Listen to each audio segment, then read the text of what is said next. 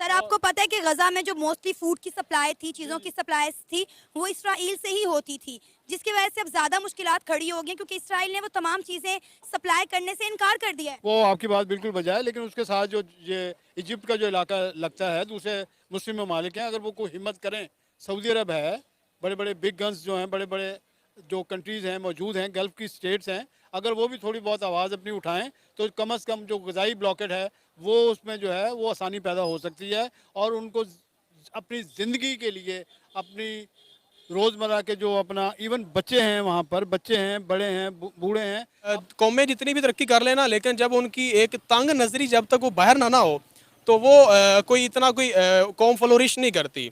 India चाहे जितनी मर्जी ज़ाहिर बात है आईटी में हम लोग खुद इंडियंस के साथ काम करते हैं ऑल ओवर द वर्ल्ड, ठीक है।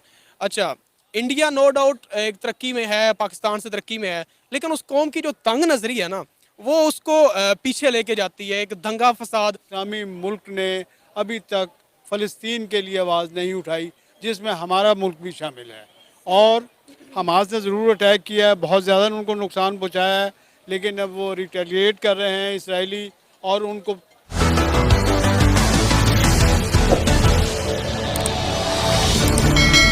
अमेरिका, तमाम यूरोपियन कंट्रीज़ उनकी आशीर्वाद हासिल है।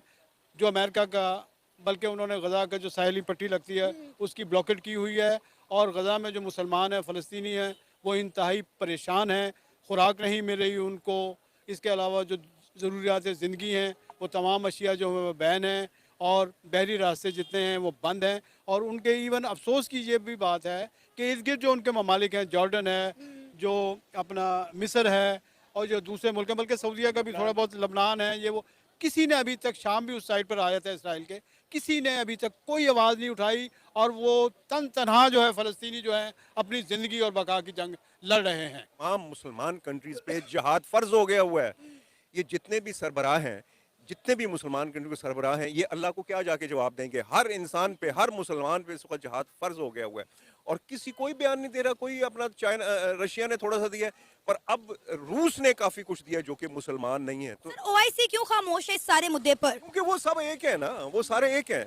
ये सब फ्रॉड है, ये सब जितने भी हैं, ये ओआईसी वगैरह, ये दूसरे तीसरे, ये सारा फिजूल बातें हैं एक अरसे से। आपने ओआईसी की बात की, ओआईसी के मतलब जितने भी ममालिक हैं, ना वो कभी कश्मीर पर बोलते हैं, ना कभी फ़लस्तीन पर बोलते हैं, ना कभी और दूसरे किसी, इवन शाम पे जो वो अमेरिका ने अटैक किया और दूसरी जगह जितने भी मुस्लिम ममालिक हैं, ओआईसी तो बिल्कुल ही निकम्मी है, कोई बात नहीं करता। और बल्कि वो उन्होंने जो फोर्स एक सऊदी अरब ने बनाई हुई है 20-22 इस्लामी ममालिक की, जिनके हमारे एक साबिक सरबरा जनाब राहिल शरीफ साहब जो हैं, वो भी, बल्कि इसराइल ने जब दोबारा अब अटैक किया है, मैं पढ़ रहा था कि उन्होंने अपनी तमाम रिज़र्व फौज जो है 2 लाख, वो और जो दूसरी रेगुलर आर्मी है वो जो है वो गजा के जो साइड पर वहाँ पहुँचा दी है। और बल्कि उनका जो इरादा बन रहा है वो, अभी तो वो हवाई हमले कर रहे हैं, फ़िज़ाई हमले, लेकिन अब जो उनका इरादा बन रहा है वो ज़मीनी अटैक करने का है। और खुदा ना खास्ता अगर वो ज़मीनी अटैक करते हैं तो शायद आप सेकेंड वर्ल्ड वार और फर्स्ट वर्ल्ड वार को भी भूल जाएंगे कि इंडिया ने ऑपरेशन अजय के नाम से एक मिशन लॉन्च किया है इसराइल में। उनके जो इंडियन लोग फंसे हुए हैं उन्हें निकालने के लिए कहा जा रहा है कि 8000 से ज़्यादा की तादाद में इंडियन वहां पर मौजूद हैं। उन्हें निकालने के लिए इंडिया ने ऑपरेशन अजय जो है वो लॉन्च किया है। क्या कहेंगे आप इंडिया के इस मिशन पर? देखें ज़ाहिर सी बात है कि जब इस इसराइल में हालात उनके लिहाज से अच्छे हैं, इसराइलियों के अच्छे हैं, यहूदियों के अच्छे हैं, तो तब जो इंडियंस हैं वो अपने बेनिफिट हासिल करने के लिए, सारी बात है वो जो इसराइली हैं टेक्नोलॉजी के लिहाज से बहुत आगे हैं और नो डाउट अमेरिका भी उन पर डिपेंड कर रहा है, डिपेंड भी है उन पर, डोमिनेट भी कर रहा है हर एक तरीके से। उनकी आपस में एक प्रॉपर वर्किंग है मुख्तलिफ प्रोजेक्ट्स पे, तो इंडिया की भी नो डाउट है।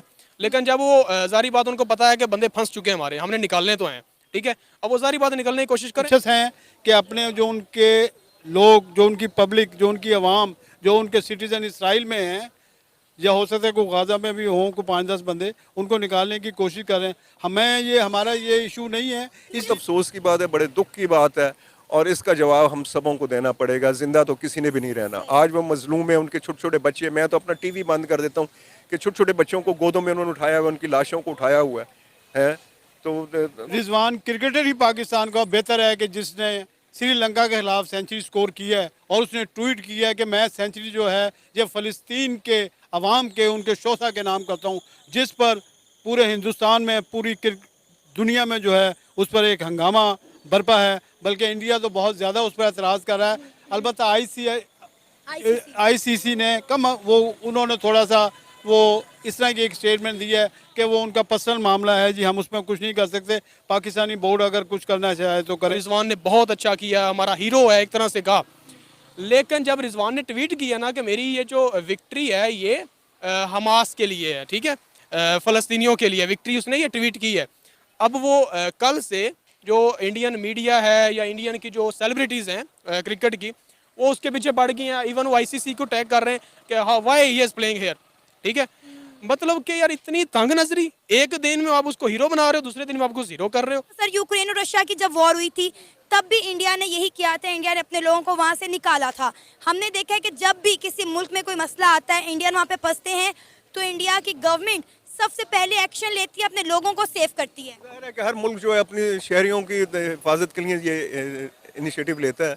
बाकी ये है कि इस वक्त फ़लस्तीन जो है, मैं वाइंड अप कर रहा हूँ, फ़लस्तीन जो है सिर्फ वो वहाँ के जो लोग हैं फ़लस्तीनी जो हैं वो सिर्फ आसमान को अल्लाह की तरफ देख रहे हैं।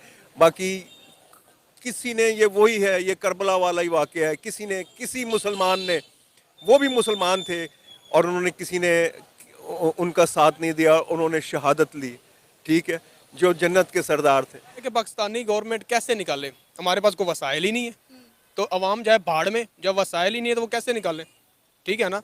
हमारी वो उस तरह से गवर्नमेंट नहीं है और हमारी हम लोग अपने शहरी को सपोर्ट नहीं कर सकते। हमारे शहरी पाकिस्तान में महफूज नहीं तो बाहर कैसे महफूज होंगे। आपको याद है यूक्रेन और रशिया की वॉर? जी याद है। कितने पाकिस्तानी वहाँ पर फंस गए थे?